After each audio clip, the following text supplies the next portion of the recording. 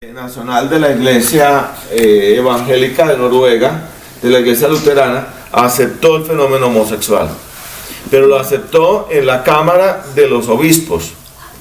Pero sucede que se interpuso la Cámara de los Laicos y la Cámara de los Laicos echó abajo el fenómeno homosexual. No se puede dar reconocimiento al fenómeno gay dentro de la Iglesia, es decir, recibirlos como miembros. No se puede recibirlos como para ordenación, para el ministerio, para matrimonio, para todo ese tipo de cosas.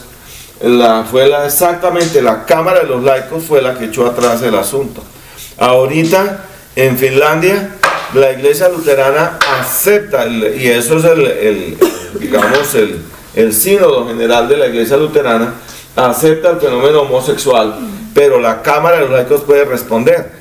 De inmediato se separaron 7.800 personas, retiraron la membresía, de inmediato, en Finlandia. Ahora en Finlandia, el asunto de la Iglesia Luterana es que la Iglesia Luterana es parte de la cultura del pueblo finés. Eso está tan metido entre ellos que está metido hasta en el inconsciente, literalmente, de ellos. Entonces ahí se va a librar una batalla, algo va a pasar.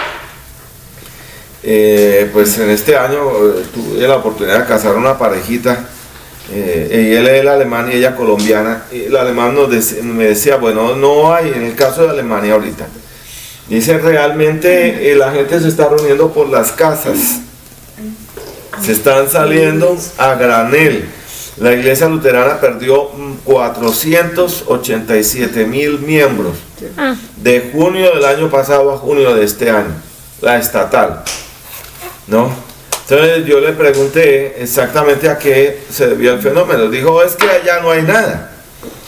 Es una iglesia que se dice creer en la Biblia, tiene que creer en la Biblia, pero no cree en la Biblia. Yo incluso tenemos, en la iglesia estatal tenemos pastores ateos, pero están allí, ¿no? Porque entre otras cosas es un cargo público y les brinda unas entradas, una platica y toda la cosa. Entonces eso es una cosa impresionante. Dice, pero la gente no, hay muchos como nosotros, nos estamos reuniendo es por las casas, y algo puede Dios obrar, y uno tiene que orar para que Dios obre en países como Alemania, como Noruega, en Suecia. En Suecia es mucho más grande el fenómeno, es una rebelión de laicos, así lo han tildado, pero son de laicos de la Iglesia Luterana y otras iglesias, pero se están reuniendo es por las casas, porque en la Iglesia Luterana estatal literalmente no hay nada, y están en un proceso de reestudio y de reexamen de la Biblia, la palabra de Dios. Entonces eso significa que pues aparentemente la gente no asiste a las iglesias, pero se están reuniendo es por las casas. Entonces esos son motivos para mirar, ¿no? La gente quiere ver más a fondo tantas y tantas cosas que tenemos que ver, y aquí nos la vamos a jugar. Yo hablaba con el hermano Mario Celi y decía, hermano, tenemos que jugarnos el todo por el todo. Este es un momento en el cual va a haber una confrontación. ¿Cuál es el caso, por ejemplo, de este hallazgo del sello del rey Ezequías? Es que lo que pasa es que la alta crítica liberal había dicho que nunca existió el rey David, que el rey David era un mito. Si el rey David era un mito, entonces prácticamente todo lo que es la historia antigua del pueblo de Israel la estábamos desmembrando. Al desmembrar eso, nosotros lo que estamos sencillamente haciendo es desmembrando un fundamento del caso del Estado de Israel, ¿no? ¿Por qué? Por las mismas doctrinas del derecho internacional, el utility possidentis, por ejemplo, la posesión útil de la tierra. ¿Quién está en la posesión práctica de un determinado territorio o de una determinada tierra?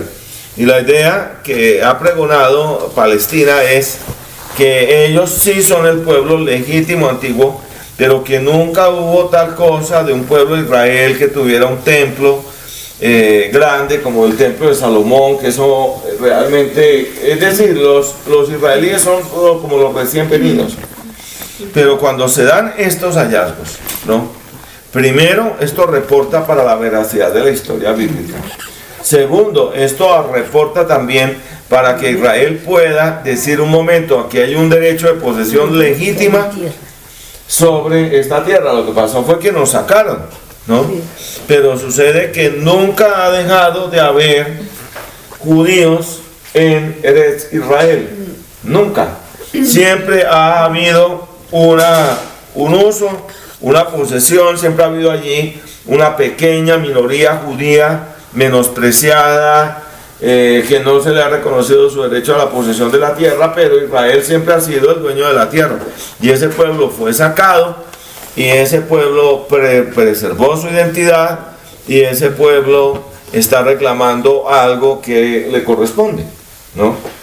Pero en el momento en que se le quita, se dice David es un mito, Moisés es un mito, Josué fue un mito, ¿no? El libro de Josué está lleno de contradicciones históricas y está lleno de mitos. Bueno, en general todo lo que se pretende decir, y geográficas.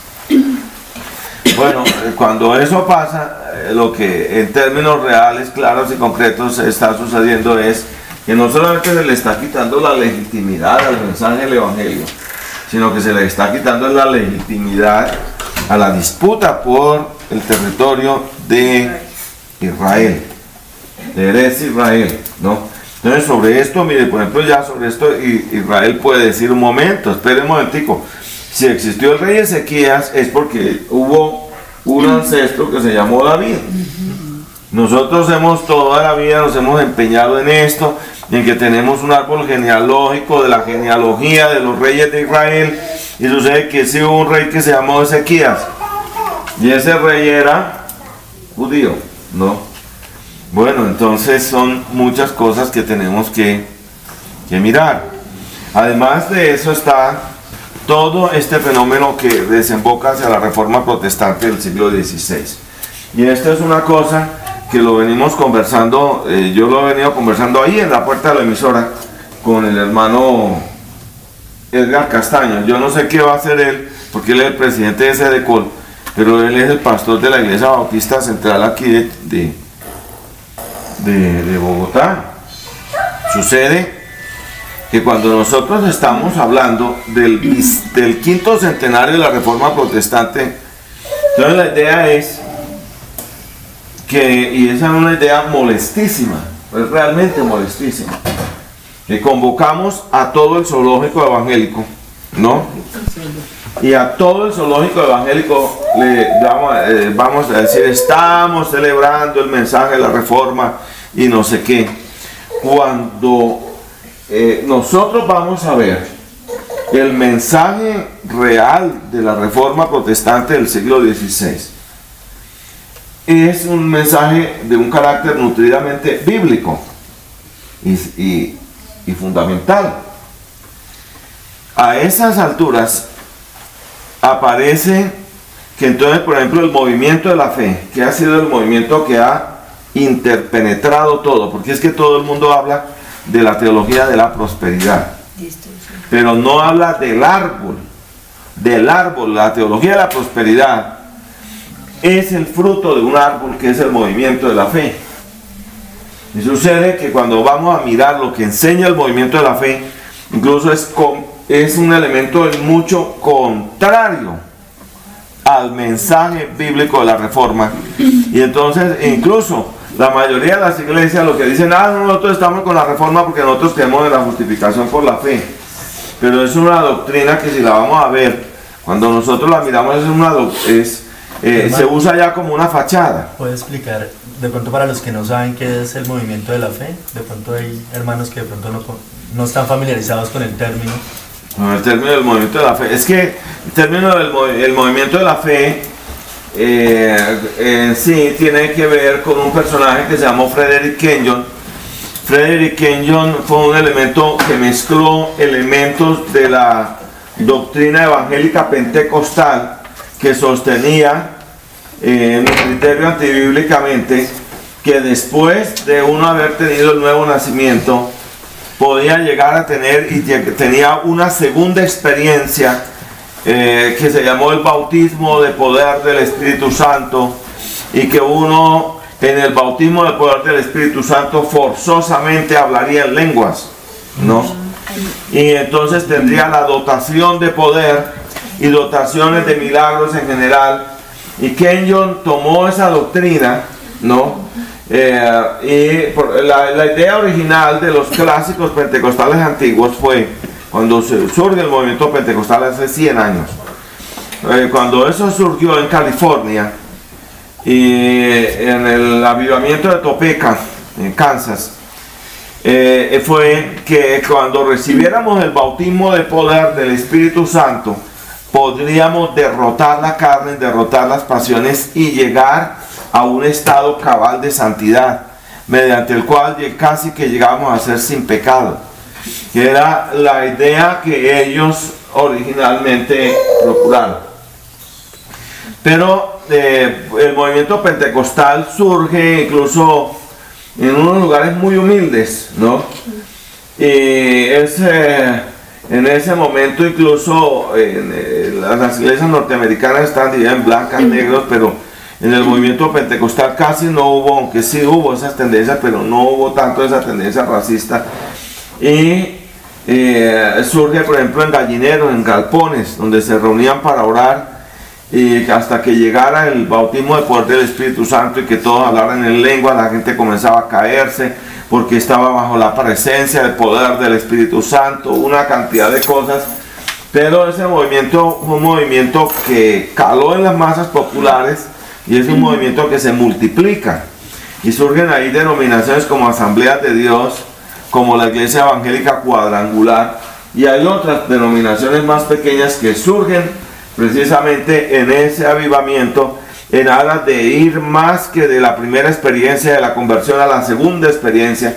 Algunos hablaron de tercera y cuarta experiencia, o sea, de tener hasta 3 bautismos con el poder del Espíritu Santo, las sanidades, los milagros, con solo yo tocar a una persona, bueno, y cosas así, visiones, revelaciones, sueños que te soñaste tú y que se soñó fulano, y cómo podemos fundir los sueños en uno, ¿no? Porque aquí hay una revelación, el sentido mágico de interpretación de la Biblia, todo eso viene en ese avivamiento. Frederick Kenyon coge elementos del marketing internacional, pero más que todo de Ockman Dino, de Napoleon Hill, ¿no? Y los mezcla con elementos del movimiento pentecostal y le da un lenguaje bíblico a esto, ¿no? Entonces él tomó, por ejemplo, el concepto puro de la actitud mental positiva y lo llamó fe. ¿Ya? Al hacer eso, entonces la idea fue, el Espíritu me reveló lo que era el verdadero concepto de la fe, ¿no? Y viene otro dogma, que es el presunto poder de la palabra, ¿no? Que es otro elemento que tenemos que mirar hasta dónde llega, porque las palabras sí tienen un cierto poder, pero de allí a que en un momento dado, porque yo pronuncie ciertas palabras, yo puedo mover o manipular a Dios, dígase para que se haga. Eso es algo, sí, dígase para que se haga, ¿no? Eso es algo que nosotros tenemos que mirarlo conforme al orden de la Biblia, la palabra de Dios, y un examen más a fondo de la Biblia, la palabra de Dios, lo que nos enseña es otra cosa completamente diferente: la inhabilidad total del hombre, la inhabilidad total del hombre, porque estábamos diciéndole a las personas que querían oír el mensaje del Evangelio, el poder está en tu lengua. Si tú confiesas verbalmente que Jesucristo es el Señor, serás salvo, como un ente automático. En aras de esa interpretación así, entonces pasa la persona adelante y que verbalmente diga la oración de entregar su vida a Cristo y ya es salvo, ¿no? Pero la palabra de Dios muestra todo lo contrario, que el hombre está muerto espiritualmente, originalmente, ¿no? En consecuencia, ¿dónde podemos pretender que en un momento dado yo, por pronunciar una oración y pronunciar ciertas palabras, ¿no? Puedo yo, o por yo declaro que tal cosa, yo declaro que tal otra, entonces yo puedo moverle las palancas a Dios, ¿no? y para que inmediatamente proceda a hacerse lo que se está haciendo. Entonces llegamos es al evangelio tipo magia, a la palabra de magia, y eso decepciona a muchos que han estado encantados con ese juguete, que en un momento dado puede ser un juguete peligroso, ¿no? Cuando la persona llega incluso a estrellarse con realidades que por más de que declare y declare, la cosa no le sale. Luego, cuando la cosa no le sale a la persona, entonces se le juzga y se le dice, es que usted no tiene fe. Sí. O está en pecado, ¿no? O está en pecado. Bueno, entonces sucede que este no es el concepto de fe que enseñaron los reformadores del siglo XVI. Son personas que se equivocaron, que cometieron errores.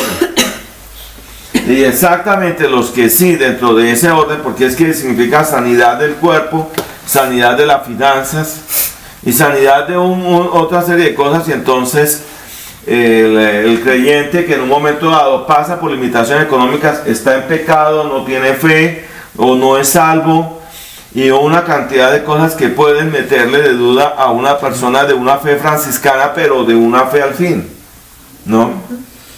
Con todos los daños que eso puede significar. Cuando de pronto el Señor dice, en el mundo tendréis aflicción, mas confiad, yo he vencido al mundo.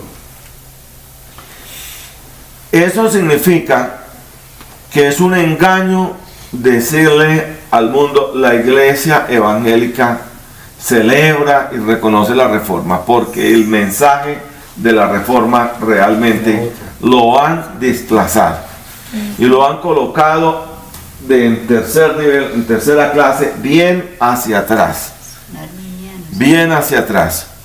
Cuando en un momento dado, hermanos, cuando en un momento dado se llega a decir, primero, que la Biblia no es la palabra de Dios, entonces allí no se está confesando la sola escritura. O cuando se llega y se dice, mire, que por ejemplo la primera declaración de fe de Casarroca, que yo mismo la trabajé con el pastor Darío y lo podemos examinar, decía, la Biblia es la única, plena y suficiente palabra de Dios revelada al hombre. No, la declaración de fe fue modificada. Viene después una segunda edición y viene una modificación del primer artículo. Y entonces dice, la Biblia es la palabra de Dios, es la palabra de Dios revelada al hombre, pero no dice la única, plena y suficiente. Porque ya hay una visión. ¿Ya? ¿Por qué? Porque entonces la idea es, si la única, plena y suficiente palabra revelada, entonces ya no hay más revelación. Ya no hay más revelación, ¿no? Cuando nosotros estamos mirando los escritos del apóstol Pablo, el apóstol Pablo finalmente no reporta a nadie hacia a los dones de revelación. Lo reporta es hacia la Sagrada Escritura. Dice, toda la Escritura es útil, ¿no?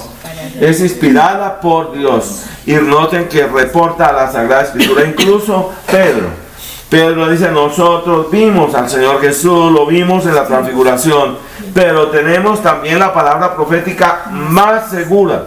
Y terminan los apóstoles reportando hacia la Sagrada Escritura al creyente. ¿Por qué? Porque concluido el periodo de la composición del Nuevo Testamento, concluye la revelación. Allí concluye inmediatamente toda revelación, porque entonces la Biblia no es la única palabra de Dios. Entonces hay más palabras de Dios. Los concilios, todo eso. Ahora, ustedes fueron literalmente guiados por la mano del Dios. El Señor los ha venido guiando. Por eso yo creo que el año entrante tiene que ser un año de más programación, de más echar para adelante, de más fe, más buscar la presencia del Señor en oración. Todo parte de allí, buscar la presencia del Señor en oración, tomar decisiones, ¿no? Porque entramos en un periodo de coyuntura frente a esto. Entonces, cuando el movimiento pentecostal, por ejemplo, y ese es el problema que incluso yo lo digo, en la reunión de pastores en el sur de Bogotá, donde estaba gran parte de pastores de Asambleas de Dios. Un momentico, pero es que si hay dones de revelación, entonces la Biblia no es la única plena y suficiente palabra de Dios. Entonces, porque entonces ya no me satisface la sola Biblia, yo tengo que ir a buscar a la profeta o al profeta. En la costa se da ese fenómeno, y ese fenómeno por ende se da por todo el Caribe, ¿no? Porque en la costa es un fenómeno que cuando hay quincena se llenan las casas de las brujas, porque la gente va a que les lean la mano, a que no sé qué, a que le lean el futuro y toda la cosa. Entonces la gente se convierte al evangelio y entonces ya no van donde la bruja, pero van donde el profeta o la profeta para que les profetice, y allá le dejan el diezmo, toda la cosa. Sí, pero porque yo tengo que depender de eso, si yo tengo la Biblia, la palabra de Dios, y no necesito más. Allí está todo, allí está toda la unción, allí está toda la revelación en general. ¿Ves? Y hay otra serie de fenómenos que uno tiene que examinar, que tiene que analizar. Y los analizamos muy a fondo, ¿no? ¿Por qué? Porque yo eso lo hablaba en estos días. Quisiera preguntarle, entonces ¿la profecía qué es? Termina. La profecía terminó, concluyó cuando se termina de escribir el Nuevo Testamento. Ahí termina. En este momento no pueden existir. Toda pretensión de profecía tiene que de pronto aclarar. Una cosa es profecía, cuando la profecía en la Biblia, cuando habla de profecía, es que revela cosas de verdades, ¿no? Es decir, doctrinales. Ahora, que el Señor a mí me pueda mostrar, el Señor puede mostrar para situaciones concretas, y eso ya es otra cosa. Y eso ya tiene que ver con la comunión del creyente, ¿no? Claro, pero con Dios, de que Dios te lo puede decir a ti, no siempre tienes que ir al profeta y que entonces te diga vas a triunfar, además que yo lo busque, o que yo lo busque, o que yo necesito una palabra, voy a llamar a la hermana no sé qué, no, pero son cosas que están en la comunión con Dios, y Dios puede mostrarlo, porque Dios habla, por ejemplo, con Abraham, y dice en un momento: no le voy a hacer saber a mi siervo Abraham, porque hay tal y tal cosa, siendo que él es mi amigo.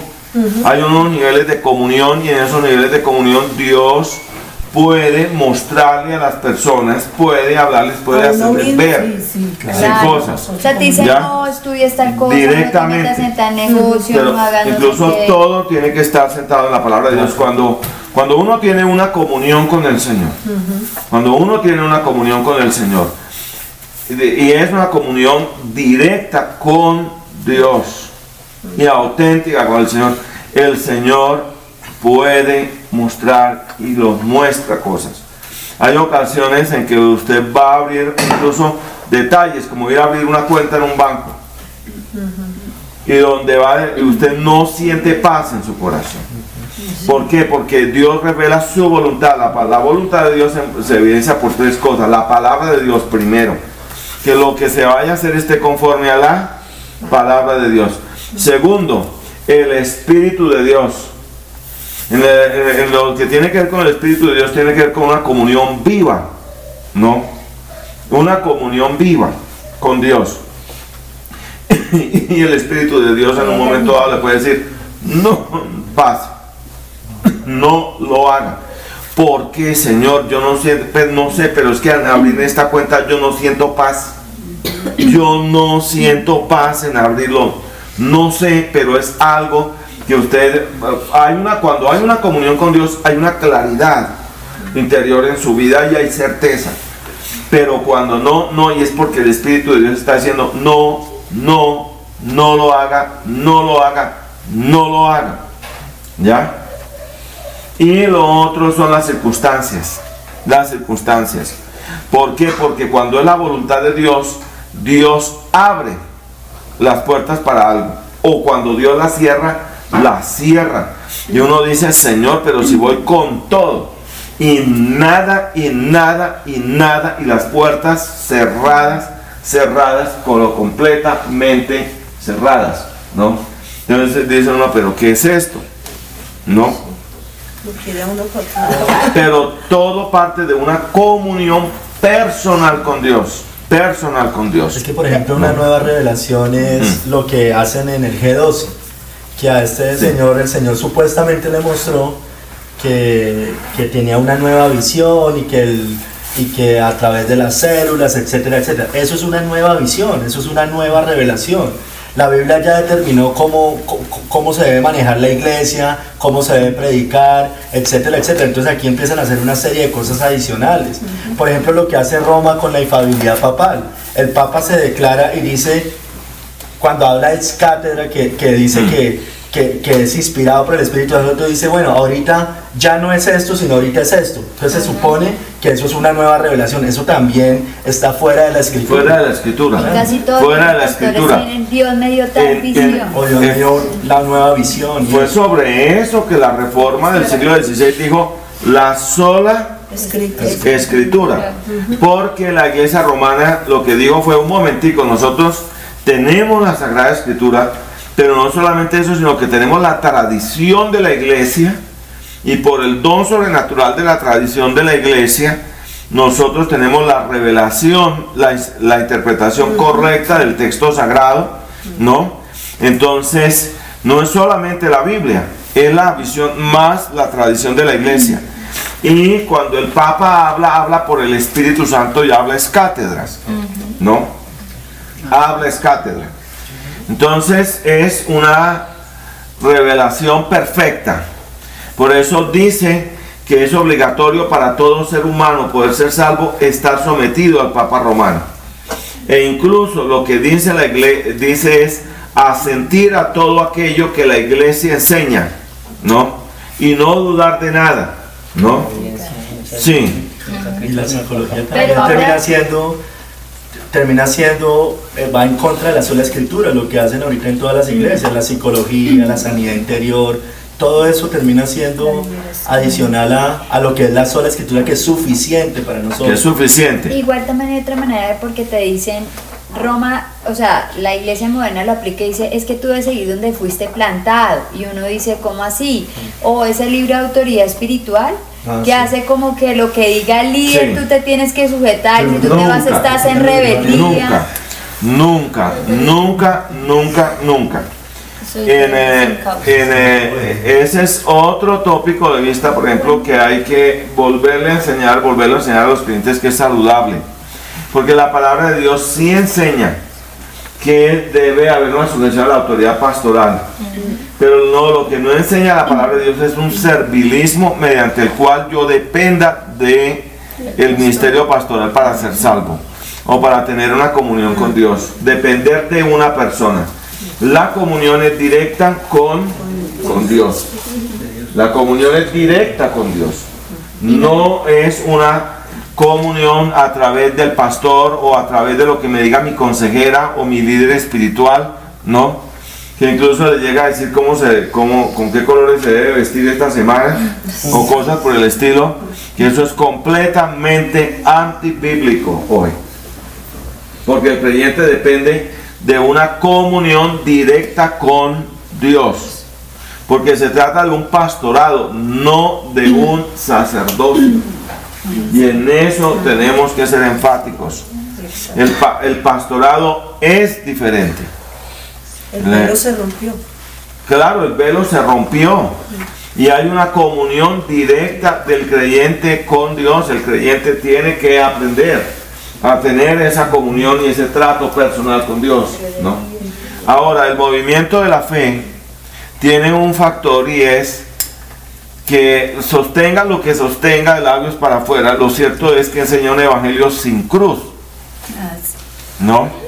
Porque es un evangelio en el cual se le llega a decir a la persona que la persona puede llegar a estar en plenitud espiritualmente, de tal manera que no se enferme, de tal manera que nunca tenga problemas económicos, que no tenga dificultades jamás en su matrimonio. Todo tiene que ser a pedir de boca. Que eso nos recuerda exactamente cuando yo era pelado y nos llevaban de contrabando unas revistas que eran de la producción de la República Popular China, de la China comunista, ¿no? Entonces en la China comunista lo que mostraban esas revistas muy a color y toda la cosa, todo el mundo riendo, todo el tiempo los chinos estaban riendo y todo con el gran camarada Mao Zedong, ¿no? El gran timonel, ¿no? Y todo está andando en la China con el gran timonel, y uno decía, hay algo de falso aquí, porque todo el mundo riendo todo el tiempo en la China. Eso me cae como una sospecha, ¿no? Y todo era el gran timonel, el gran programa de la revolución educativa cultural, el gran programa de la revolución educativa del proletariado chino, y todo el mundo está feliz. Y uno decía, no, algo pasa, ¿no es cierto? Algo raro está pasando aquí, ¿no? Que no está conforme a la realidad. Entonces uno comienza a sospechar así en el movimiento de la fe, un momento, de esto tan bueno no dan tanto. Y sucede que no, al contrario, los reformadores, yo no quiero hablar propiamente de los reformadores, hablamos de la palabra de Dios, nos hablan de que en el mundo tendréis aflicción. Y llega a decir, si alguno quiere ser mi discípulo, tome su cruz y sígame.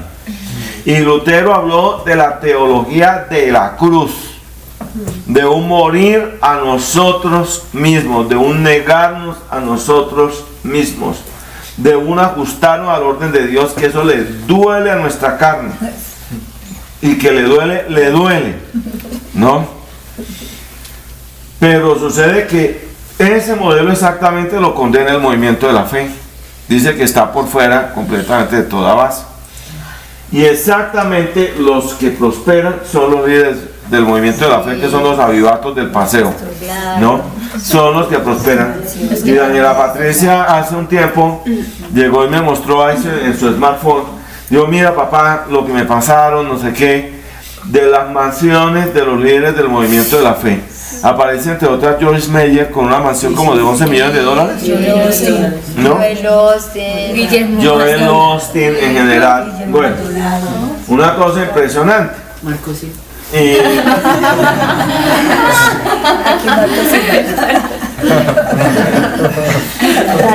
Marco Silva no la vi, esa que no la vi. Tiene que montar la foto. Y sucede que una hermanita mía que anda más o menos como con ese trasfondo del movimiento de la fe, porque ella mucho anda con ese asunto, y me habla de su viaje a Alemania y de que pasó por donde vivía Lutero y que no sé qué, que si sé cuándo, ¿no? Y sucede que cuando yo estoy presentando ahorita, llevo más de un año presentando lo de la vida de Lutero y toda la cosa. Ha sido largo lo que he hecho en el programa Memorias. Ha sido largo. Y sucede que muchas veces a Lutero no le alcanzaba la plata para el transporte de muchos detalles tan pequeños como esos. ¿Por qué? Porque él pudo haberse aprovechado la situación y haberse hecho un obispado en Alemania, de los obispados que cayeron bajo la Reforma, y haberse hecho un buen obispado y haberse hecho una buena platica y toda la cosa. Jamás él mismo colaboró en todo el proceso de selección y ordenación de los nuevos cargos de los párrocos, pero jamás pudo haberse hecho una parroquia de esas picha plata, nada de nada. Siempre fue el pastor de una pequeña iglesia que no tenía más de 6.000 habitantes, la iglesia de Wittenberg, que era un pueblito, un villorrio pequeño, como decir Nocaima, ¿no? Aquí en Cundinamarca, que tiene 6.000 habitantes, Nocaima, no tiene más. Nunca pasó de ahí, nunca recibió en su vida 2 aumentos de sueldo. El primero de 1.500 a 1.800 florines, segundo ya no me acuerdo, pero era una cosa, incluso sí, jamás pasó por eso. Y le hablaba a su esposa de que se resignara, porque había muchas estrecheces donde literalmente, ¿qué hacemos? ¿No? E incluso muchas veces no tuvo ni siquiera el dinero completo, por lo que el príncipe lo mandaba, los viáticos, para visitar las parroquias de Alemania, y no alcanzaba, y viajó en carretas de los campesinos. En carretas de los campesinos. Se hospedó en pensiones de camino, de ventas de la época. Ahí se hospedó, igual que con los comerciantes, con el pueblo, ahí dormía igual. Incluso la gente se admiraba cuando sabía que ese era el Lutero. Un mesonero lo atendió una noche y toda la cosa. Y al día siguiente, cuando se fue a despedir junto con Melanchthon y otros que iban ahí en el camino, la mujer del mesonero le dijo: ese es Lutero, ese, el bajito, gordito ahí, rechonchito, ese tipo es Lutero. Y entonces el hombre cogió y le llenó la mochila prácticamente, el zurrón se lo llenó de pan. Y le dio vino y le pidió que escribiera algo, que hiciera algo para que nunca se olvidara que él pasó por allí. Y Lutero se paró en una cama y escribió en grande: Sumus Domine. En latín le escribió. Y entonces Melanchthon le preguntó que qué quería decir eso, porque en latín significaba dos cosas al mismo tiempo: somos del Señor y somos señores. Y Lutero le dijo las dos cosas, porque cuando somos del Señor somos señores, ¿no? Las dos cosas fue lo que le dijo. Pero igual, entonces uno dice, bueno, este hombre sería condenado hoy por el movimiento de la fe porque pasó penuria económica, incluso se dio al rebusque. Muchos no saben que se dio al rebusque. Y trabajó como relojero, como carpintero y como jardinero para poderse medio compensar. Y la señora, para poder compensar la cosa, se inventó una pensión de estudiantes, y con eso algo ganaban y subían. No le dejó muchos ochavos a la mujer cuando murió. Calvino fue otro. Y uno dice, ¿cómo es posible estos personajes, no? Y diríamos que no tenían fe, no fueron prósperos económicamente, era para que hubieran dejado fortunas tipo Wall Street, una cosa así. Mientras que a Roma, que era la Nueva York de la época, se llegaban barcos enteros con plata, con dinero, porque era el óvulo que se pagaba anualmente de las naciones, del óvulo de San Pedro, ¿no? Que se le tenía que pagar a San Pedro, el diezmo de todas las coronas tenía que llegar a Roma. Y eso lo que creaba una vida de cardenales y de papas viviendo de una manera opípara, fortuna, verdaderos derroches. El cardenal Walsingham, por ejemplo, que estaba tramitando todo lo del divorcio de Enrique VIII, tenía más de 72 pares de zapatos, todos tachonados con perlas preciosas. Sí. Qué sencillez. Sí, esa era la sencillez ¿no? En muchas ciudades en las que las calles eran estrechas y se cruzaba toda la cohorte que venía de un obispo con otro, y no se hallaba cómo hacer porque era toda una cohorte con un ejército de alguaciles, de secretarios en general. El carruaje donde andaría, sí, y entonces cuál de los dos iba a retroceder, porque ambos sí, no podían pasar por lo estrecho de la calle en general, y eso mostraba una vida opípara de los obispos, de los arzobispos, de los cardenales. Llevaban una vida regaladísima a cuestas de la miseria del pueblo. Y sucede que los hombres de la Reforma se distinguieron por su sencillez y su sencillez de vida. Y entonces uno dice, bueno, si el evangelio que nosotros predicamos hoy es el mismo, ¿por qué tenemos arzobispos de la iglesia evangélica intocables? ¿Por qué viviendo en una vida a todo teque, a todo dar? Esto es lo completamente contrario al evangelio. Entonces a la gente le estamos diciendo una mentira. ¿Entienden? Le estamos diciendo una completa mentira, una falsedad.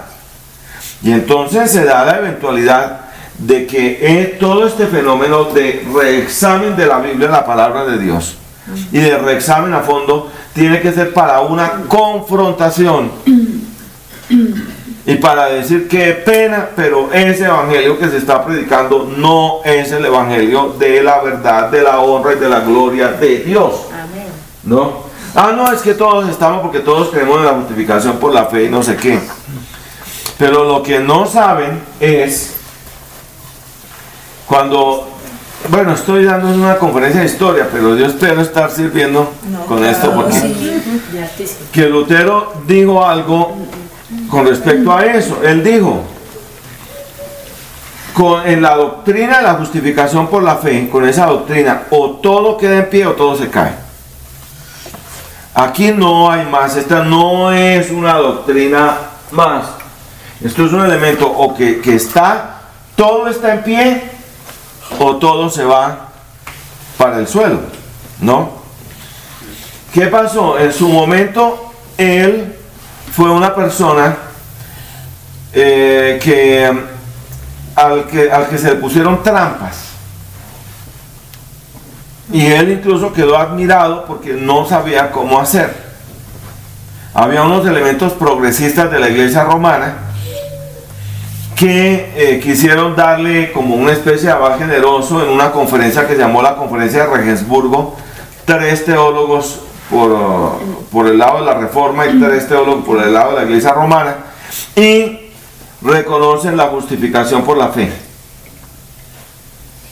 Y cuando la reconocen, allí Lutero no sabía qué decir, qué mirar la cosa, pero en un momento dado él se detuvo y dijo: lo que ellos están diciendo por justificación por la fe no es lo mismo que nosotros estamos diciendo.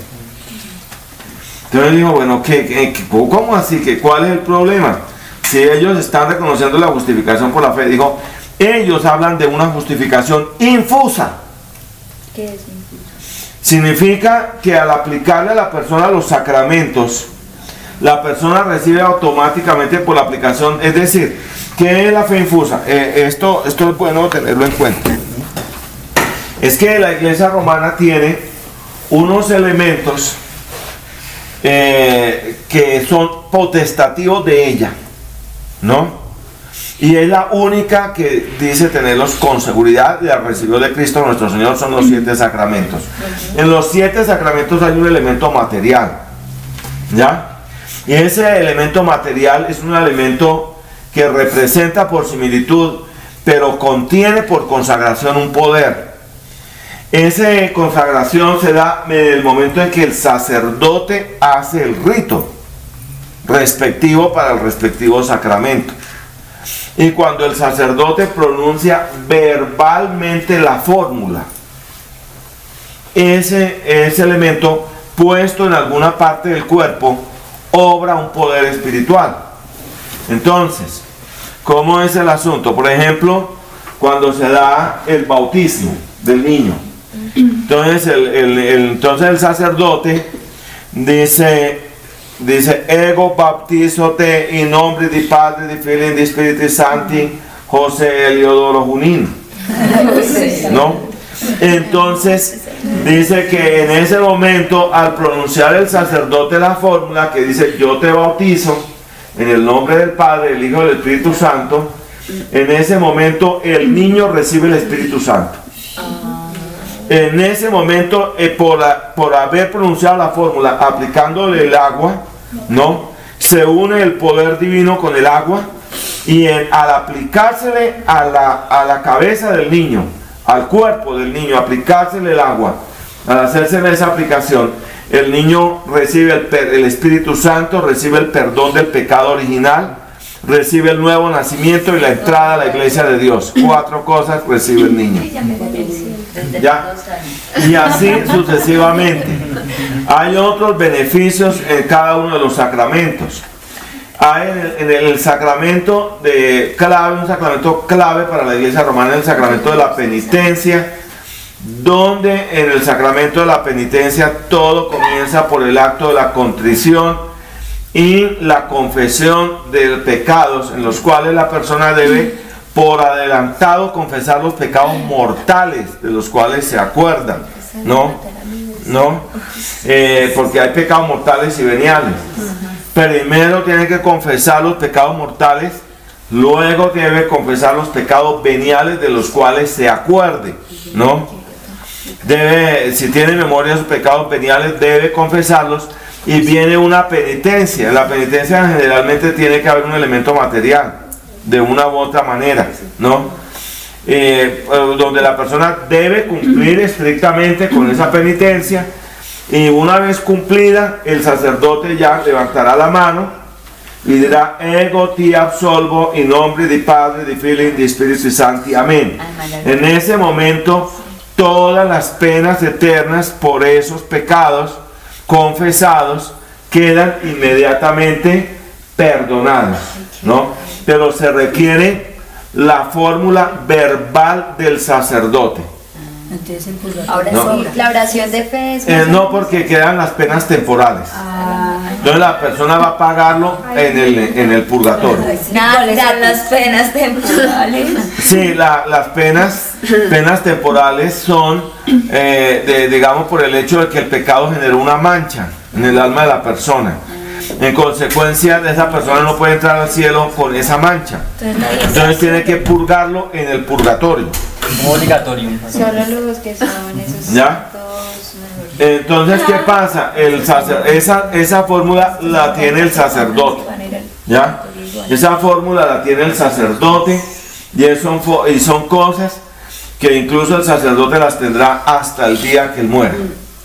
Es una cosa indelegable. Incluso le pueden dar la baja al cura. Al cura le pueden dar la baja como sacerdote, pero en cualquier momento a él se le dio, porque así esto era borracho. Se paró y le dijo a una persona: ego ti absolvo in nombre del Padre, del Hijo y del Espíritu Santo. Por pronunciar la fórmula le quedaron perdonados los pecados. ¿Ya? Eso no se quita. Con la baja el sacerdote no se quita. Es que eso es toda una estructuración de un sistema, que es el sistema romano. Entonces, ¿yo de qué dependo? Yo dependo de la absolución del sacerdote, Yo dependo de esa absolución verbal. Entonces ahí yo dependo de la persona completamente. ¿Pero hay algo? No, es que yo preguntar, pero eso no sería igual que lo que hacen ahora con la oración de fe. O sea, depende uno de la oración para... Y depende uno también del super mega líder, de lo que él declare, Y entonces toca ir a llevarle la ofrenda apretada y remecida, o sea que toca fajarse, hermano, ahí con un diezmo doble, una cosa así, para que la persona declare, para que se lleve la unción. Entonces estamos volviendo a crear un sacerdocio, que es algo completamente antibíblico. Noten ustedes lo que estamos hablando aquí. Volviendo a Roma, creando una nueva Roma. Y cuando nosotros nos convertimos en la nueva Roma, ¿cuál es la diferencia? ¿Cuál es la diferencia? Que hemos llegado prácticamente a lo mismo. Pero entonces el sacerdote tiene eso, es una fórmula indelegable. Cuando el sacerdote va a hacer entrar en la Eucaristía, lo que el sacerdote hace es una oración. Y recordemos que incluso se lava las manos. Y dice: orad, hermanos, para que este sacrificio mío y vuestro sea agradable a Dios nuestro Señor, por Cristo nuestro Señor, amén. Porque el sacerdote en ese momento va a entrar a matar. Porque en el momento en que el sacerdote haga la elevación de los elementos y pronuncie la fórmula, diga esto es mi cuerpo, es corpus meum, is agnus meum, o sea, esto es mi sangre, se convierte en el mismísimo cuerpo, la hostia, y la copa en la mismísima sangre de nuestro Señor. Y en el momento en que el sacerdote parte la hostia, le da otra vez muerte a nuestro Señor. Solamente que es una muerte incruenta, no dolorosa, pero otra vez el Señor tiene contacto con la muerte. ¿Qué es lo que operó eso? La fórmula verbal del sacerdote. La palabra tipo magia. Exactamente la palabra tipo magia. El mismo elemento, solamente que la iglesia romana dice, no, un momento, es el único que tiene ese poder en la palabra del sacerdote. Porque él recibió eso por consagración. Cuando se ordenó al sacerdote, ¿qué se hizo? Se cogió al cura y se le tiró al suelo, se le puso una capa y se le hicieron unos rituales, y hay un momento en el cual el obispo le entrega al sacerdote la copa y le dice accipen potestatis sacrificanti pro vivis et mortis, o sea, recibe la potestad de sacrificar por los vivos y los muertos. Uy, no, de razón que lo dicen en ese idioma. Sí. Entonces tenemos que tener en cuenta el otro punto dialéctico de aquí, el otro punto del sistema. ¿Cómo le podemos señalar a Roma su evangelio falso si nosotros hemos creado un evangelio falso? Por eso son ecuménicos. ¿Cómo es el asunto? ¿Cómo es el asunto? Son hijas de la Pues si ya son las rameritas, son hijos de la ramera. Pero ¿con qué autoridad lo hacemos? ¿No? Es la pregunta clave que en un momento dado le escribe Santander a un amigo de Ocaña, donde le dice que con qué autoridad juzgamos a Fernando VII si Bolívar se convierte en un Fernando VII. Es decir, si fue que nosotros en un momento dado cambiamos del Fernando VII de ultramar, de la península, por un Fernando VII criollo. ¿Y en razón de qué? ¿O qué razón tiene la independencia cuando en un momento dado en nuestro medio se van a formar dictadores? Él hace esa pregunta, ¿no? Porque nosotros nos independizamos fue para la democracia, para el pluralismo, pero Santander sostenía que era un contrasentido que hubiera un hombre que se pusiera por encima de la Constitución y por encima del orden institucional, que eso no podía ser, que obedecía a unas reglas de juego donde hubo unas conveniencias y donde a la gente se le dijo, un momento, es que vamos a comenzar una nueva dimensión, España se va para afuera, se va la dictadura de España, se va el absolutismo español, ¿no? Y nos quedamos con los absolutistas criollos, los de aquí. Entonces, es un completo contrasentido con el ideario mismo de la independencia en eso, ¿no? Y lo mismo estamos. Si nosotros decimos, no, Roma falló, miren a Roma, miren todo eso, esas fallas de Roma, y es fácil señalar, ya, es de lo más fácil. Pero si nosotros estamos exactamente en el mismo fenómeno, ¿no? Es completamente una falsedad. Cuando encontramos pastores que quieren indeclinablemente que la vida espiritual de las personas pase por ellos, como una fórmula de mediación entre Dios y los hombres, sí, exactamente estamos en un completo contrasentido, porque no pasa sino por un solo mediador entre Dios y los hombres, que es Jesucristo hombre, que es Jesucristo hombre. Entonces es un punto donde tenemos que llegar a los bíblicos, y aquí tiene que renacer otra vez el principio medular de volver a la sola escritura, de volver a la sola escritura y decir, con todo el respeto que me merecen, pero no estoy de acuerdo, yo disiento de la fórmula por el hecho de que lo diga el pastor, no es infalible, porque es que esa es la otra de la iglesia romana. Sí. La doctrina de la iglesia romana enseña que no se puede dudar. El Papa habla es cátedra en la encíclica. No se puede dudar, no se puede cuestionar lo que el Papa habló en la encíclica, porque fue dicho por el Espíritu Santo y es infalible. ¿Ya? Y es infalible. Entonces, ¿con qué autoridad le decimos a Roma no? Si nosotros hoy decimos lo mismo.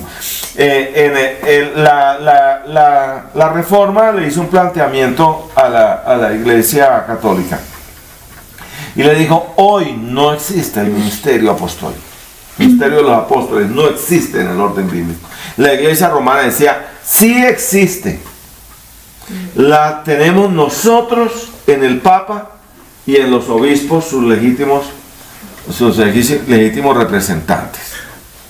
Pero el ministerio apostólico sí existe. Y hoy el movimiento pentecostal llega y dice, el ministerio de los apóstoles sí existe. Sí. Entonces, ¿qué significa? Que Roma puede decir, un momentico, y nosotros teníamos razón. Sí, ¿no? sí. Claro. Por eso se van a unir. Pero pastor, yo sí quisiera hacer un comentario ahí.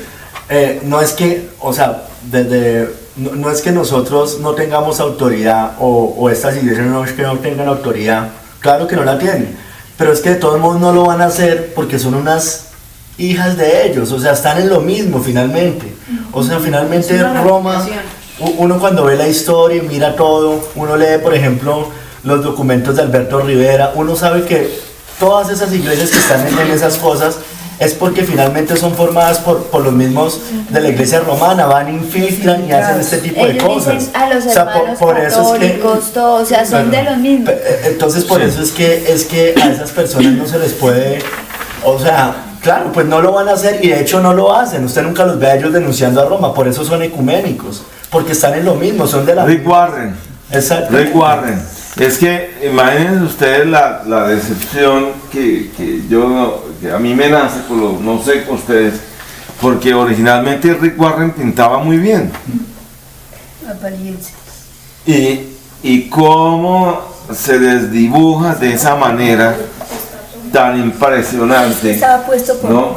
Que estaba anhelando la llegada del Papa Francisco a Estados Unidos. Y lo que le dice es que espera que pronto seamos uno solo en Cristo. Ya. Bueno, ¿eso para dónde va?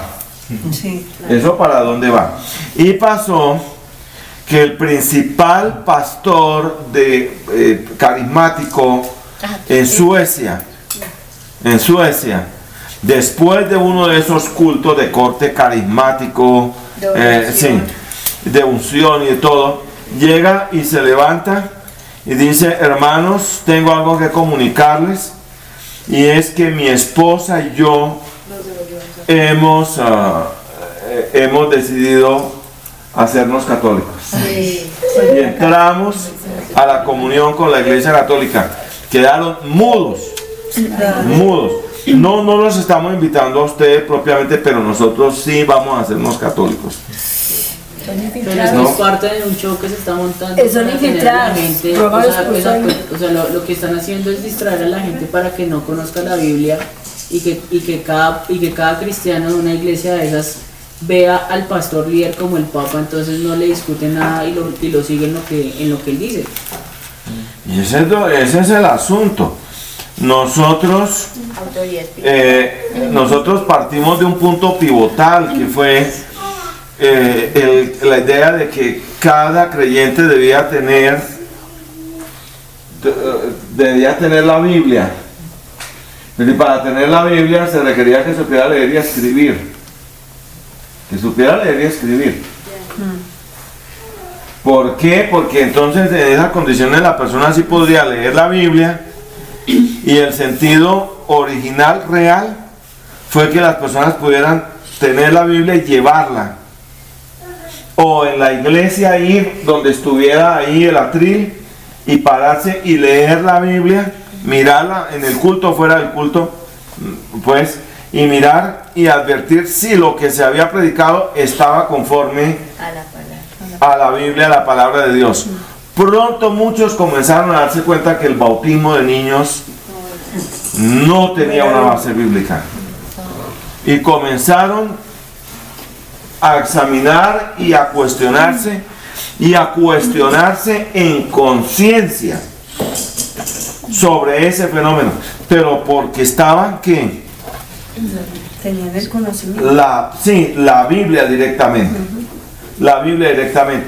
Y Lutero escribió un tratado que se titulaba Sermón para que los padres manden a sus hijos a la escuela, y dijo que un padre que no mandara a sus hijos a la escuela era un bribón y un ratero que le había robado a sus hijos y debía colgar de una horca por bribón, ¿no? Y que el magistrado debía mandar un inspector, y de ahí que aparece la figura de los inspectores escolares, que el niño en Estados Unidos, en el Canadá, lleva 4 días, no va a la casa, no va al colegio, y llega el inspector escolar ¿por qué no ha ido? Porque esa es una facultad de inspección. Bueno, y era ¿por qué? Porque él decía que le había negado las luces del conocimiento al niño, que había robado al niño por no mandarlo a la escuela a estudiar, que el padre lo que había hecho era explotarlo y que no le habían provisto unas bases. Y de allí nace todo el sistema de educación en los países protestantes, donde la gente debía saber leer y debía saber escribir, ¿no? De ahí nace. Y sucede que, por ejemplo, nosotros aquí en Colombia, en el caso concreto colombiano, en 1912, en el censo de 1912, el 85% de la población en Colombia no sabía leer ni escribir. No sabía leer ni escribir. En 1870, los gobiernos de aquel entonces de la República Liberal Radical eran los civilistas. Los civilistas, unos tipos medio quijotescos, medio chiflados, eran realmente unos tipos como fuera de foco en muchas cosas, pero en otras sí no. Ellos consideraron que eso era una ignominia, que eso era un atraso. Y entonces ellos dijeron que ellos tenían, la República Liberal debía tener tres cosas fundamentales. Primera cosa con la que llegó José Hilario López, primero, es una vergüenza que tengamos esclavos en Colombia. Entonces llegaron y consolidaron como fuera, y hubo una guerra civil por eso. Por eso hubo una guerra civil en Colombia, pero se acaba la iniquidad de la esclavitud. La primera cosa que se acaba. La segunda cosa a la cual ellos aspiraban era la separación de la iglesia y el Estado. ¿Por qué? Porque no podían seguir usando el viejo Estado colonial español en estas tierras. Ellos dijeron, tiene que ser un Estado moderno para una sociedad moderna, ¿no? Para poder sacar un país adelante es con un Estado moderno, y el Estado moderno no tiene por qué estar rezando el rosario, ¿no? Los magistrados no tienen por qué llegar primero a rezar el Santo Rosario, ¿no? Y someterse al derecho canónico primero, ¿no? Sino que el derecho canónico tiene que ser paralelo al derecho civil, derecho de la gente. El ciudadano se tiene que mirar como ciudadano y no como un católico. Tiene que separarse esas dos fueros, ¿no? Tercera cosa, se tiene que educar a la gente. Todo el mundo tiene que educarse, todo el mundo tiene que tener derecho a saber leer y escribir. Y sucede que el gobierno colombiano hizo unos acuerdos, creo que estaba de presidente Felipe Pérez o Manuel Murillo Toro.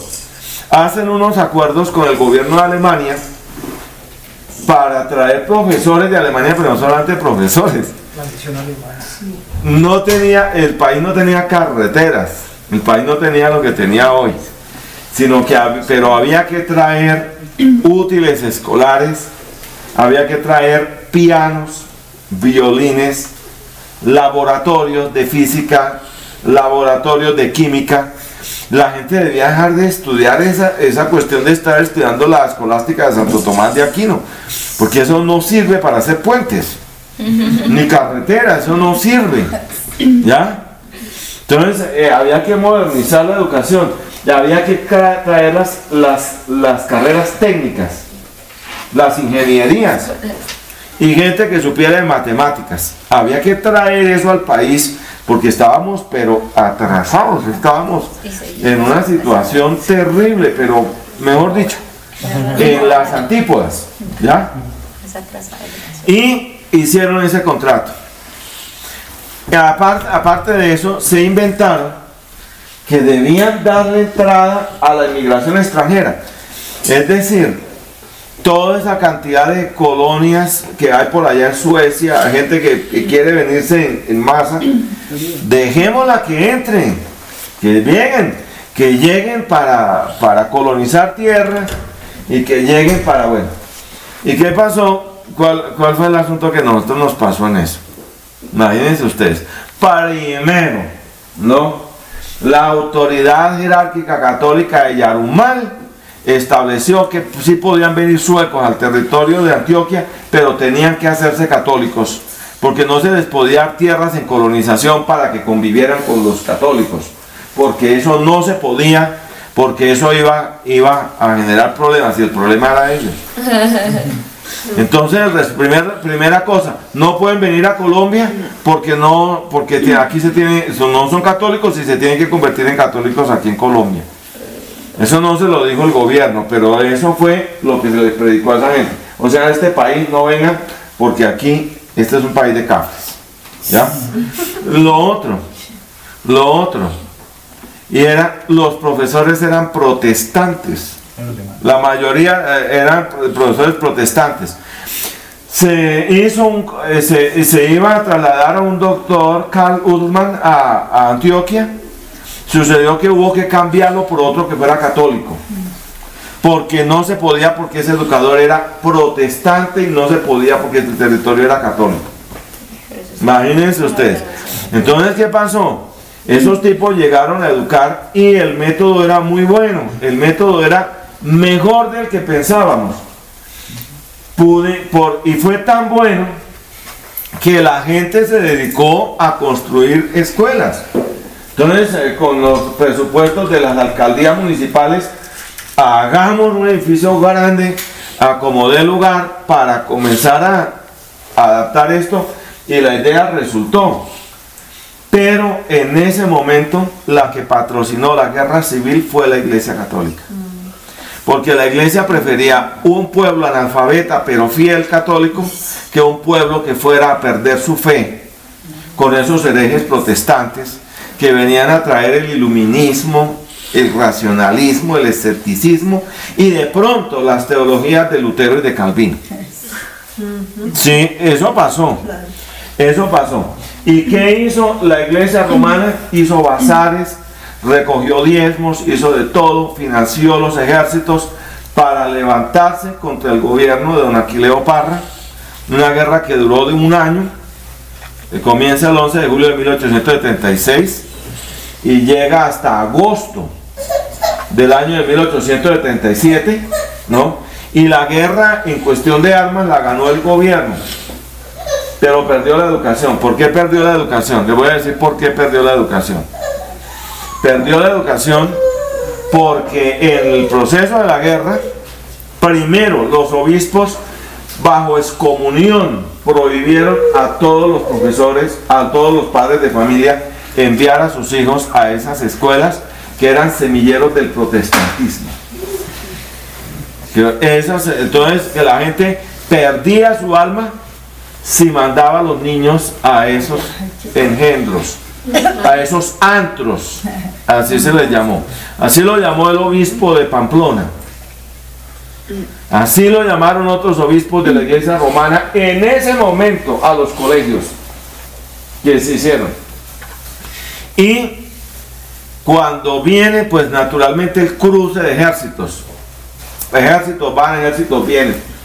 Y los ejércitos, pero especialmente el ejército de oposición al gobierno, el ejército revolucionario del conservatismo, lo que hizo fue usar las escuelas que se abrieron, que se crearon, las usaron para las caballerizas del ejército. Y ¿sabe qué hicieron? Los pianos se los robaron, otros los destruyeron a hachazos, y lo mismo los violines los destruyeron a hachazos. A los materiales de educación los desaparecieron. Eso fue algo, y muchas otras escuelas las incendiaron para destruir eso. El resultado de eso, al otro lado de la guerra civil, de todo eso que pasó, el gobierno no tenía presupuesto para reponer lo que se había perdido. No lo tenían ni los estados federales, que en ese momento eran los estados federales. no tenían lo que se había perdido. El Estado Soberano de Santander logró levantar 400 escuelas. Eso era mucho decir en ese momento, eso era una cosa grande, decir 400 escuelas, y con mucha ilusión se crearon escuelas normales, y en las escuelas normales se podían educar las mujeres, para que ese sería el rango universitario que las mujeres alcanzaban, la de normalistas, ¿no? Eso era mucho decir, que la alcanzaban a ese grado. Y en general el Estado logró, es decir, dotar, todo eso lo dotó. ¿Cómo van a dotar de violines, pianos y todas esas cosas cuando eso era subido a lomo de mula? Por esos montes, imagínense esas burras subiendo pianos. Pero eso fue con recua de mulas que se hizo eso. Eso fue muy difícil para hacer todo ese tipo de cosas, y se logró hacer. ¿Cuál fue el resultado? Al otro lado, todo eso se perdió, lo quemaron.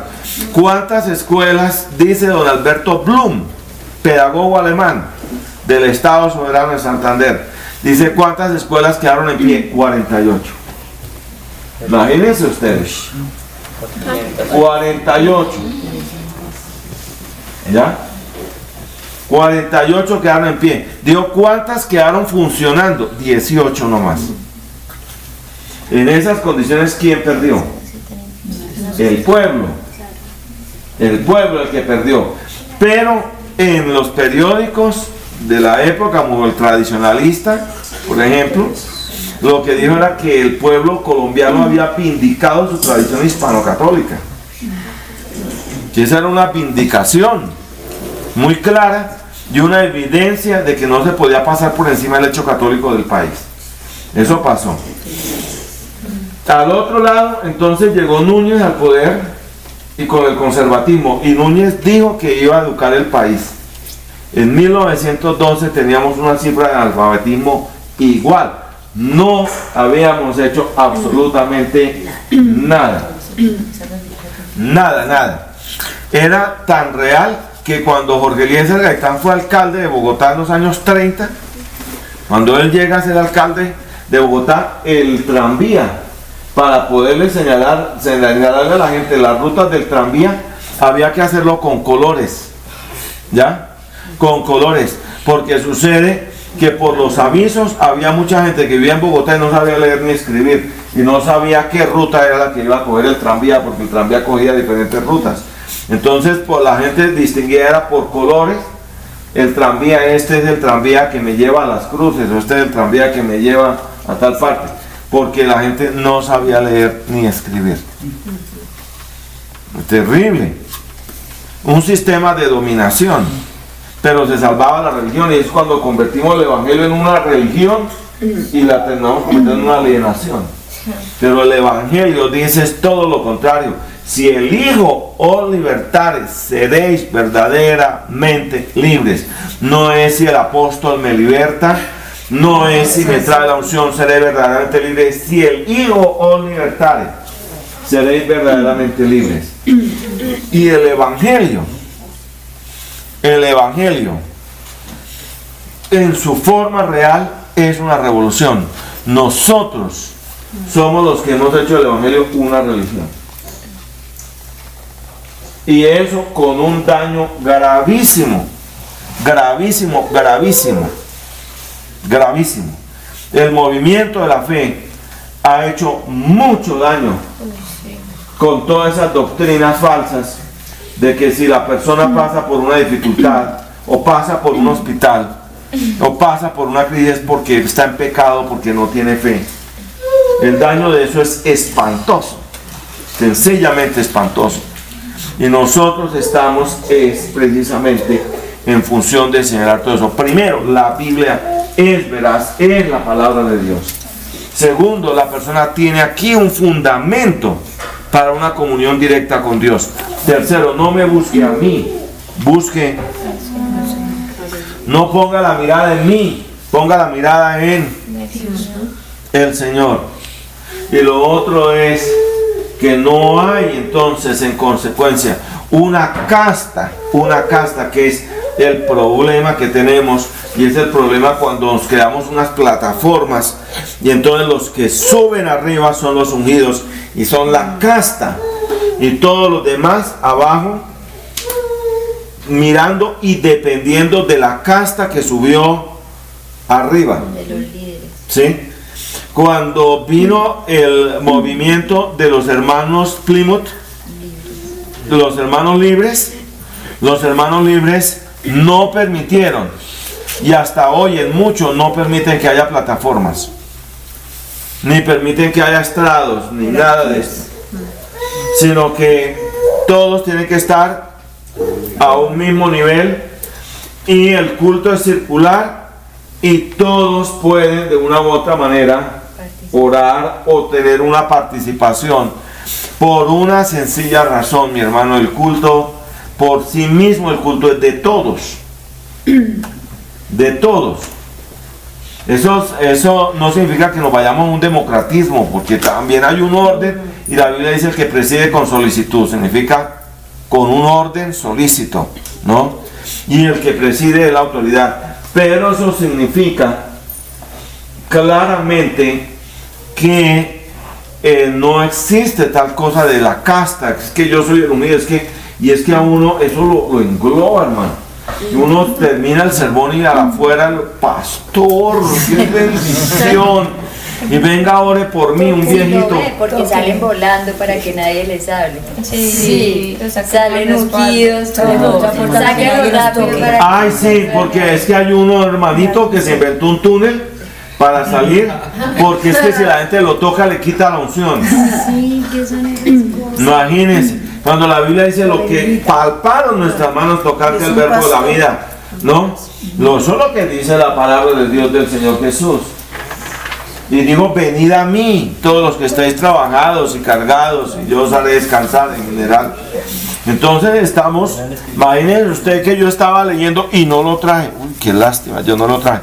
Un documento de 1874, cuando se abre la obra del Socorro, en don Enrique Barrington Prada, cuando hace los primeros creyentes en el Socorro Santander, 1874, y está en una confrontación escrita con el obispo Moisés Higuera de la diócesis de Socorro y San Gil, y está confrontado y le dice claramente, le dice don Enrique Barrington Prat a Monseñor Moisés Higuera, que en razón de que usted cedió los hábitos de varios monjes franciscanos que murieron, ¿no?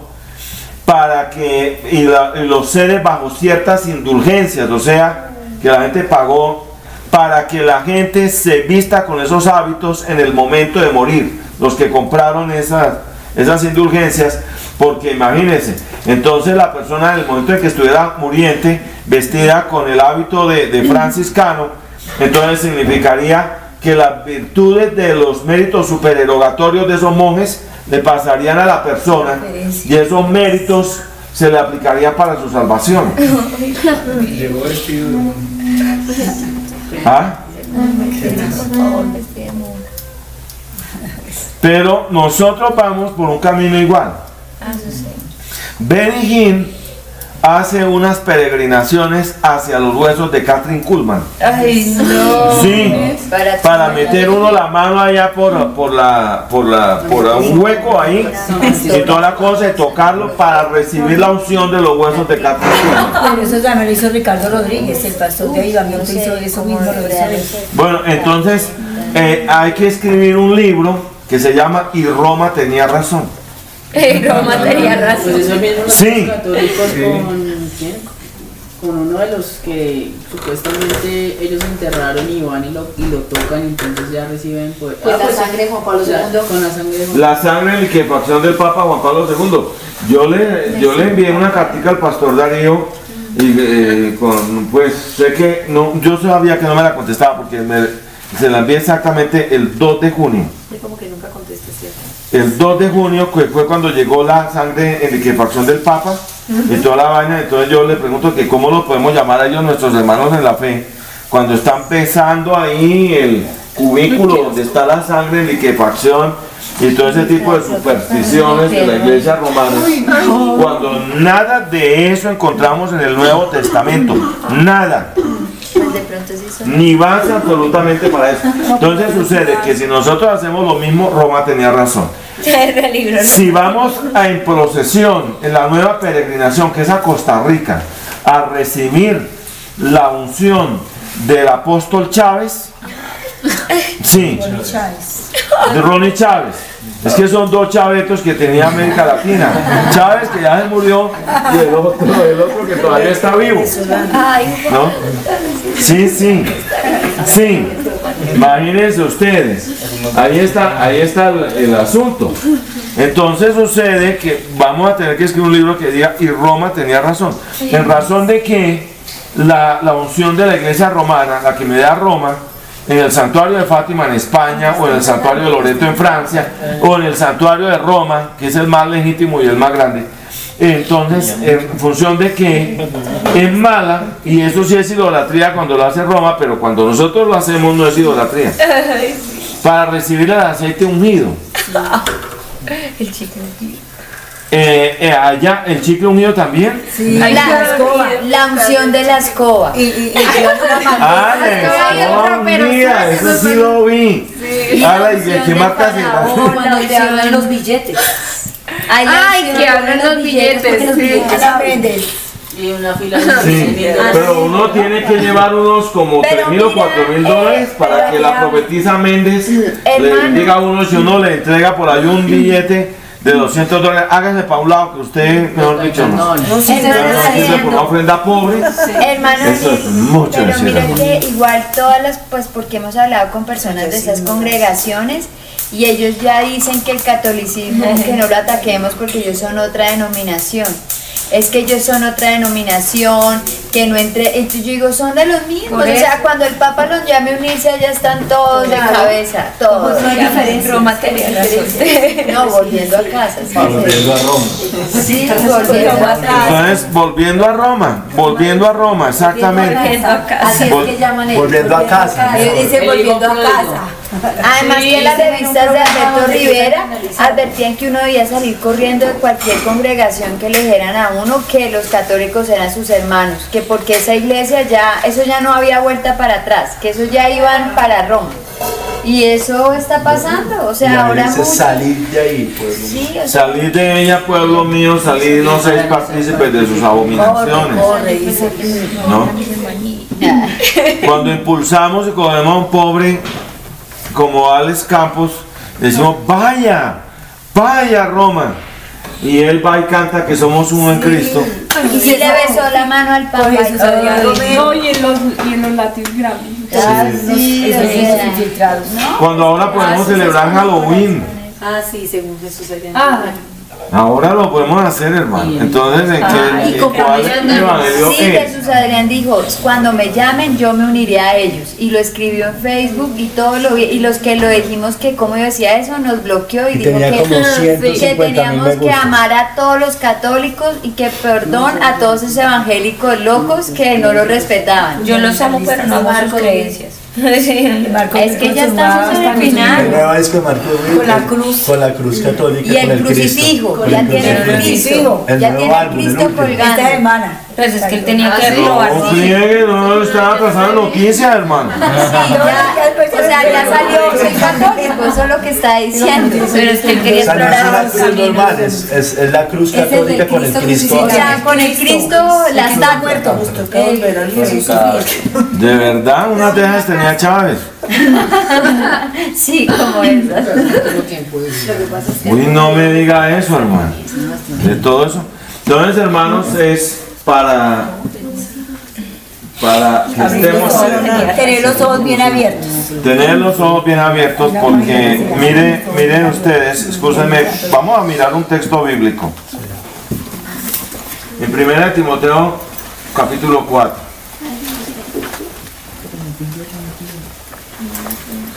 Dice, pero el Espíritu dice claramente que en los postreros tiempos algunos apostatarán de la fe, escuchando espíritus engañadores y a doctrina de demonios. Vamos con eso. Por la hipocresía de mentirosos que, teniendo cauterizada la conciencia, prohibirán casarse y mandarán abstenerse de alimentos que Dios creó, para que con acción de gracias participasen de ellos los creyentes y los que han conocido la verdad, ¿no? Pero dice el Espíritu, dice claramente que en los postreros tiempos algunos apostatarán de la fe, escuchando a doctrinas de ¿qué? De demonios. Segunda de Timoteo capítulo 4. Te encarezco delante de Dios. Segunda de Timoteo capítulo 4, versículo 1. Te encarezco delante de Dios y del Señor Jesucristo, que juzgará a los vivos y a los muertos en su manifestación y en su reino, que predique la palabra, que instes a tiempo y fuera de tiempo, redarguye, reprende, exhorta con toda paciencia y doctrina. Mire, es que esto le toca a uno tener paciencia, hermano, porque vendrá tiempo cuando no sufrirán la sana doctrina, sino que teniendo comezón de oír. ¿Sabe cómo dice en la forma original de la Reina Valera? Dice, teniendo los oídos sarnosos. Sí. Se amontonarán maestros conforme a sus propias concupiscencias y apartarán de la verdad el oído y se volverán a las ¿qué? A las fábulas.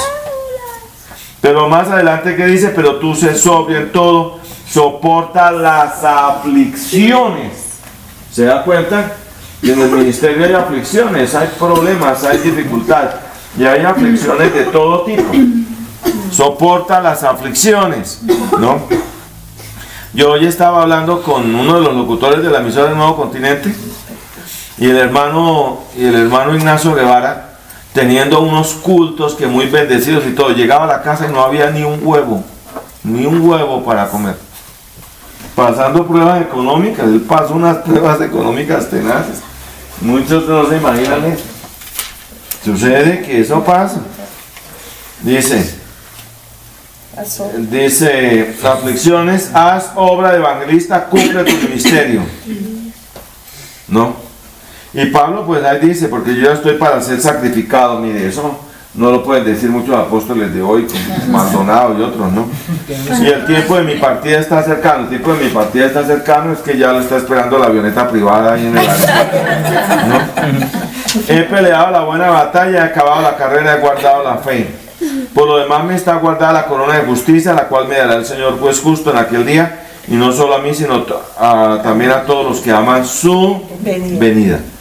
Su venida. Entonces, hermanos, es bueno sentar estos criterios para que todo el mundo pueda perfectamente entender y percibir las cosas. Y es tiempo de volver exactamente a esto, la palabra, ¿no? Que la justificación por la fe, hermanitos, esa es una doctrina con la cual o todo se sostiene o todo cae. Roma ha firmado documentos donde dice que acepta la justificación por la fe. Lutero dijo un momentico, lo que ellos creen por justificación por la fe no es lo mismo, es una fe infusa. Nosotros creemos es una fe en una justificación por la fe que es imputada e inmerecida, ¿no? Imputada porque es la justicia de Cristo la que nos es imputada a nosotros. Es más, es inmerecida porque no la merecemos. Roma habla de una justificación por la fe que es infusa y merecida, lo que anula completamente la fórmula. Es más, al aceptar la doctrina bíblica, la justificación por la fe, se cae toda la invocación a los santos, la invocación a María, se cae completamente todo lo que tiene que ver con las ánimas benditas del purgatorio, todo eso se cae, el culto por los vivos y los muertos, todas esas prácticas supersticiosas de Roma de inmediato se caen completamente, ¿no? Se caen, la justificación por la fe no liga con eso, porque es la verdad de Dios. Y dice, y no participéis en las obras de las tinieblas, sino antes bien impugnarlas o reprenderlas, ¿no? Porque torpe cosa es hablar aún de lo que ellos hacen en oculto. Más en todo esto, cuando por la luz son impugnadas, son manifiestas, porque la luz es la que manifiesta todo. Eso es lo que dice claramente la palabra de Dios. Y la doctrina bíblica, la justificación por la fe, saca eso. Pero hay una cosita, y es que la doctrina de la justificación por la fe es como un sombrerero que uno tiene puesto donde llega a poner los sombreros, ¿no? Y eso tiene un clavo que conecta con la soberanía de Dios, ¿no? Y ese clavo que conecta con la soberanía de Dios tiene que ver con la sola gracia de Dios. Amén. Y con la elección soberana. Amén. Porque no es una justificación por la fe donde yo escogí a Dios, sino donde Él me escogió a mí. Amén. ¿Cómo es el asunto? No lo entiendo, ni lo entenderé, ni pretendo entenderlo. El día que yo pretenda entender las matemáticas de Dios, hermano, ese día llegaré a ser Dios. Nunca puedo llegar a este punto. Pero es el tiempo de dar una batalla por esta verdad. Ahora ustedes se dan cuenta que las profecías se están cumpliendo, hermano. Isi ya amenazó al primer ministro israelí. Ya lo amenazó y dijo que va para Tel Aviv. Imagínense a dónde va todo ese ejército de locos. Que dice que va para Tel Aviv. Y todo el asunto. Entonces, hermanos, estemos alerta. También la venida del Señor se acerca. Espero haberles servido de algo, ¿no? Y serles de bendición. Oiga, y usted.